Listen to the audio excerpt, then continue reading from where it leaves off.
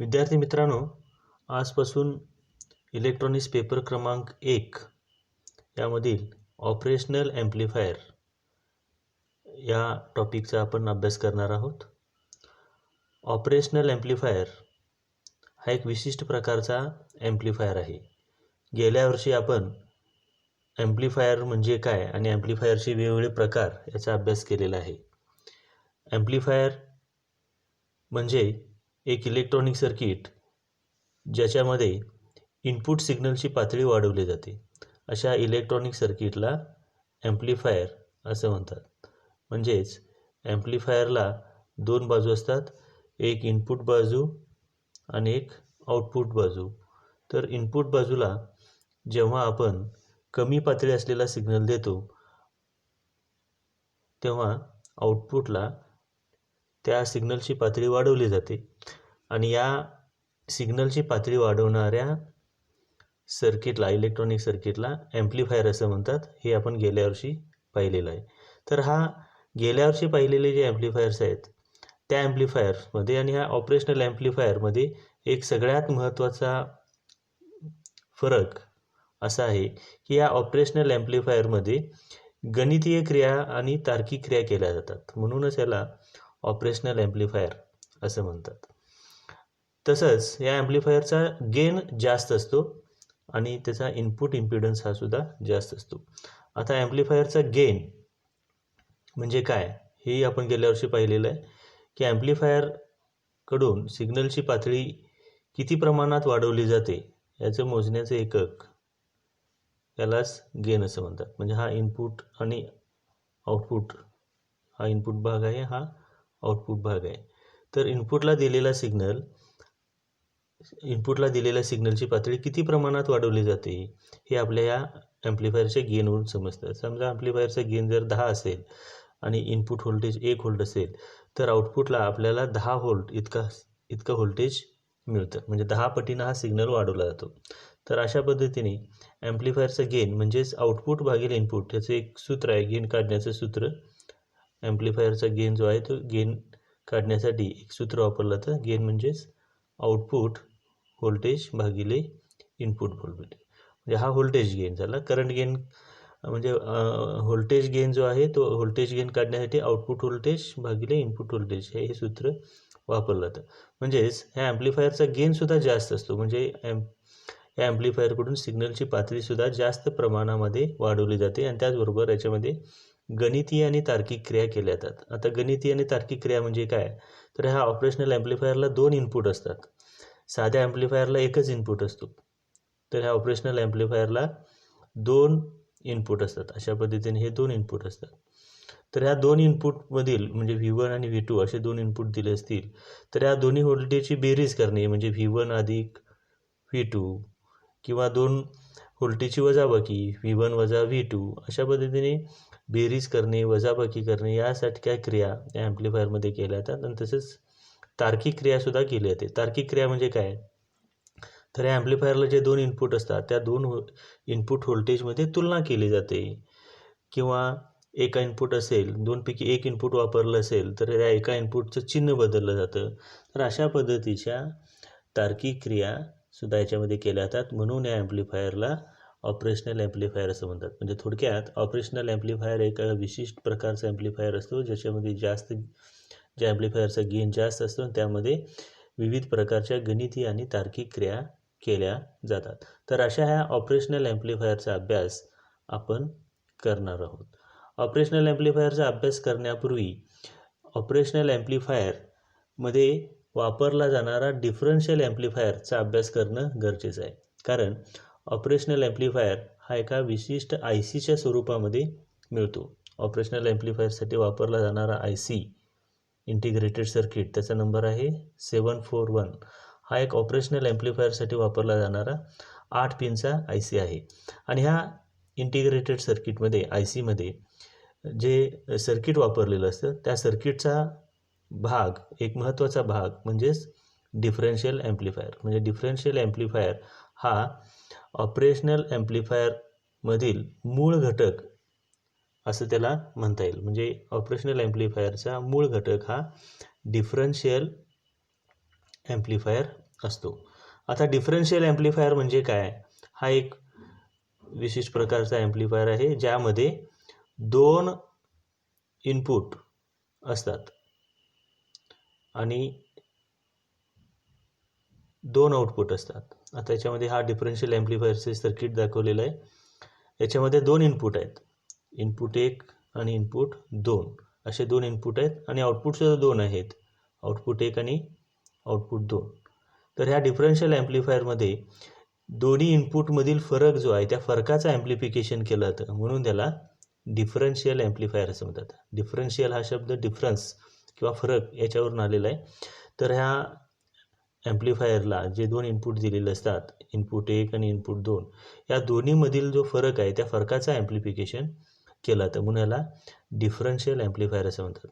आता ही डिफरन्शियल ॲम्प्लिफायरची एक मंडळाकृती दाखवलेली आहे. याच्यामध्ये 2 ट्रान्झिस्टर T1 आणि T2 हे समान गुणधर्म असलेले 2 ट्रान्झिस्टर वापरलेले आहेत. दोन्ही ट्रान्झिस्टरच्या बेसला एक रजिस्टर जोडलेला आहे RB. समान किमतीचे हे दोन्हीसुद्धा समान किमतीचे रजिस्टर असतात RB, आणि यालाच इनपुट जोडलेलं आहे.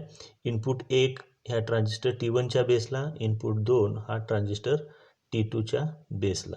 त्याचबरोबर एक समान किमतीचे रजिस्टर इमिटरला जोडलेले आहेत. दोन्ही ट्रान्झिस्टरच्या इमिटरला समान किमतीचे रजिस्टर जोडून ते एकत्र करून -VEE या सप्लायला जोडलेलं आहे. आणि त्याचबरोबर दोन्ही ट्रान्झिस्टरच्या कलेक्टरला एक समान किमतीच्या रजिस्टर जोडून ते VCCला जोडलेले आहेत. म्हणजे ह्या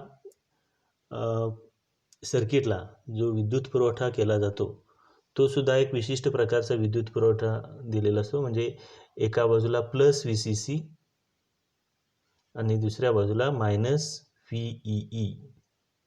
म्हणजे इमिटरला दिलेला सप्लाय, दोन्ही इमिटरला दिलेला सप्लाय निगेटिव्ह असतो, दोन्ही कलेक्टरला दिलेला सप्लाय हा पॉझिटिव्ह असतो, म्हणून त्याला VCC असं म्हणतात. आणि इमिटरला दिलेला सप्लाय हा निगेटिव्ह असतो, म्हणून त्याला -VEE असे म्हणतात. साध्या ॲम्प्लिफायरला मात्र जो सप्लाय दिला जातो तो सप्लाय हा सिंगल असतो. म्हणजे एका बाजूला पॉझिटिव्ह व्होल्टेज आणि एका बाजूला 0 व्होल्ट, 0 व्होल्ट असं म्हणतो. म्हणजे 0 व्होल्ट हे पॉझिटिव्ह व्होल्ट आणि 0 व्होल्ट. ह्या 0 व्होल्टला काही वेळेला आपण निगेटिव्ह चिन्ह असं सुद्धा दर्शवलं, निगेटिव्ह चिन्हाने सुद्धा दर्शवलं जातं. परंतु निगेटिव्ह चिन्ह जरी दर्शवलं तर त्या ठिकाणचं व्होल्टेज असतं 0 व्होल्ट. हा झाला साधा पॉवर सप्लाय किंवा सिंगल पॉवर सप्लाय.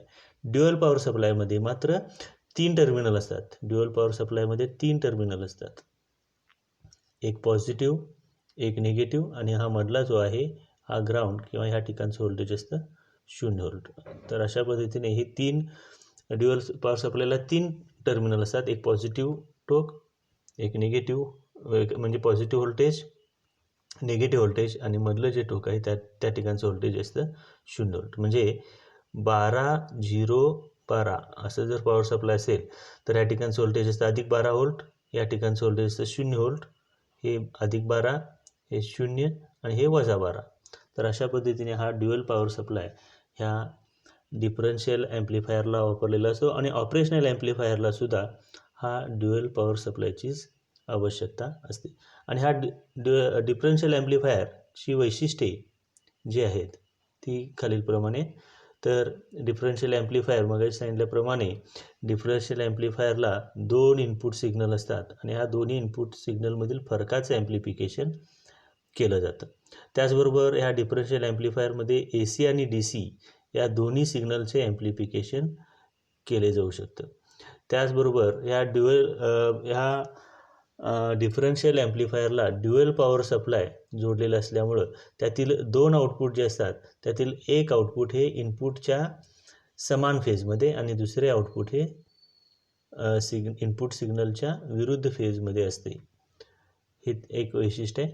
आणि हा डिफरन्शियल ॲम्प्लिफायर हा ऑप ॲम्पमधील एक मूलभूत विभाग म्हणून वापरला जातो. तर अशी काही ही डिफरन्शियल ॲम्प्लिफायरची वैशिष्ट्ये आहेत. आता ह्या डिफरन्शियल ॲम्प्लिफायरचं आपण कार्य जरासं आपण समजावून घेऊ. मग अशी जी मंडळाकृती दाखवली होती तीच मंडळाकृती या ठिकाणी आहे. तर याच्यामध्ये दोन इनपुट आहेत, इनपुट 1, इनपुट 2, दोन आउटपुट आहेत, इनपुट दोन आउटपुट आहेत, आउटपुट 1 आणि आउटपुट 2. त्याचबरोबर दोन्ही कलेक्टर ह्या रजिस्टर मार्फत प्लस VCSला जोडलेले आहेत. दोन्ही इमिटर ह्या रजिस्टर मार्फत मायनस VEEला जोडलेले आहेत आणि दोन्ही इनपुट जे आहेत ते बेसला दिलेले आहेत. म्हणजे इनपुट 1 ट्रान्झिस्टर T1च्या बेसला, इनपुट 2 ट्रान्झिस्टर T2च्या बेसला, असे हे इनपुट जोडलेले आहेत. आता याची जोडणी आपण 4 वेगवेगळ्या प्रकारे आपण करू शकतो. त्यालाच आपण मोड्स ऑफ डिफरन्शियल ॲम्प्लिफायर असं म्हणतात. पहिला जो मोड आहे तो double ended input, double ended output. म्हणजे डबल एंडेड इनपुट म्हणजे काय, दोन्ही इनपुट टोकाला सिग्नल द्यायचे आणि दोन्ही आउटपुट टोकं वापरायची. म्हणजे इनपुटसुद्धा दोन्ही बेसला द्यायचा आणि आउटपुटसुद्धा दोन्ही आउटपुट वापरायचे. अशा पद्धतीचा जो मोड आहे त्याला double ended input, double ended output असं म्हणतात. दुसरं आहे double ended input, single ended output. म्हणजेच इनपुट दोन्ही टोकाला इनपुट द्यायचं आणि आउटपुट मात्र एकाच ठिकाणी वापरायचं, एकच आउटपुट वापरायचं, दोनपैकी एकच आउटपुट वापरायचं आणि इनपुट मात्र 2 वापरायचे. तर ह्या पद्धतीच्या मोडला किंवा ह्या प्रकाराला डबल एंडेड इनपुट आणि सिंगल एंडेड आउटपुट असं म्हणतात. त्यानंतर तिसरा जो प्रकार आहे तो single ended input, double ended output. म्हणजे दोन्ही इनपुटपैकी एक इनपुट वापरायचं आणि दोन्ही आउटपुट वापरायचे, एक इनपुट आणि 2 आउटपुट. आणि ह्या प्रकारची जोडणी जी आहे त्याला सिंगल एंडेड इनपुट आणि डबल एंडेड आउटपुट असं म्हणतात. आणि चौथा जो प्रकार आहे तो आहे single ended input, single ended output. म्हणजे दोन्ही इनपुटपैकी एक इनपुट, फक्त एकच इनपुट वापरायचं आणि दोन्ही आउटपुटपैकी एकच आउटपुट वापरायचं. म्हणजे एक इनपुट एक आउटपुट अशा प्रकारचं जे कनेक्शन आहे त्याला सिंगल एंडेड इनपुट आणि सिंगल एंडेड आउटपुट असं म्हणतात. आणि ह्या चारही मोडपैकी ऑपरेशनल ॲम्प्लिफायरमध्ये डबल एंडेड इनपुट आणि सिंगल एंडेड आउटपुट हा मोड किंवा ह्या प्रकारची जोडणी वापरलेली असते. म्हणजे त्याला दोन इनपुट असतात आणि एकच आउटपुट वापरलेलं असतं. आता ह्याच्यामध्ये आपण असं गृहीत धरू की ट्रान्झिस्टर T1चा आउटपुट हे आउटपुटहून वापरलेलं आहे आणि 2 इनपुट वापरलेले आहेत. आता यामध्ये जेव्हा इनपुट 1ला आपण सिग्नल देतो आणि इनपुट 2 हा ग्राउंड करतो, म्हणजे एकच इनपुट वापरलेलं आहे, दोन्ही इनपुटपैकी एक इनपुट वापरलेलं आहे आणि म्हणजे एका इनपुटला सिग्नल दिलेला आहे, दुसरा इनपुट ग्राउंडला केलेला आहे. त्यावेळी आउटपुट जे आहे ते आउटपुट ह्या इनपुट सिग्नलच्या विरुद्ध फेजमध्ये असतं. म्हणजे ह्या पद्धतीचा हा आकाराचा इनपुट असेल तर आउटपुट हे असं आपल्याला मिळतं आणि म्हणजेच इनपुटच्या विरुद्ध फेजमध्ये आउटपुट मिळतं. म्हणून हे जे इनपुट आहे त्या इनपुटला इन्व्हर्टिंग इनपुट असं म्हणतात. ऑपरेशनल ॲम्प्लिफायरला 2 जे इनपुट असतात त्या 2 इनपुटपैकी एका इनपुटला इन्व्हर्टिंग इनपुट असं म्हणतात आणि दुसऱ्या इनपुटला नॉन इन्व्हर्टिंग असं म्हणतात. आता इन्व्हर्टिंग इनपुट म्हणजे काय, इन्व्हर्टिंग इनपुट या ठिकाणी इनपुट असं दिलं तर आउटपुट हे विरुद्ध फेजमध्ये मिळतं, म्हणून त्याला इन्व्हर्टिंग इनपुट असं म्हणतात. आणि समजा जर इनपुट 2 या ठिकाणी इनपुट दिलं आणि हे ग्राउंड केलं, इनपुट 1 ग्राउंड केलं तर आउटपुट जे आहे ते आउटपुट इनपुटसारखंच मिळतं. म्हणजे इनपुट जसं असेल तसंच आउटपुट आपल्याला मिळतं. म्हणजे हे दोन्ही एकसारखे असतात, इन फेज सिग्नल असतात. म्हणून ह्या टोकाला नॉन इन्व्हर्टिंग